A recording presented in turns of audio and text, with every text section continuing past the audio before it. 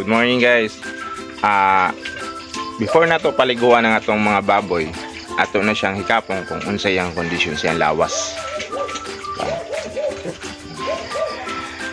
So kung normal ra siya, pwede rin nato siya paliguan. Na medyo bugnaw siya, dili na nato paliguan. Kung naa siya kainit gamay, so normal na siya. So, pwede rin nato na siya paliguan. Diba?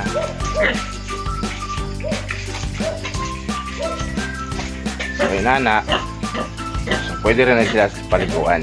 So every morning, magligo ko sa baboy, pakikapon na ako sila.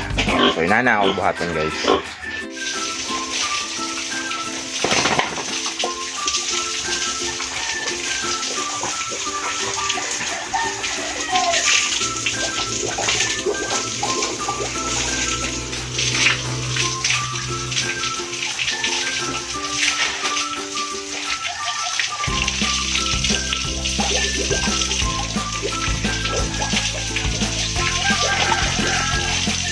Sa content tips lang na siya guys as magbababoy.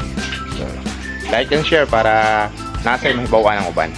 So daghang salamat, comments lang para kung na yung mga bangutana atong matubag.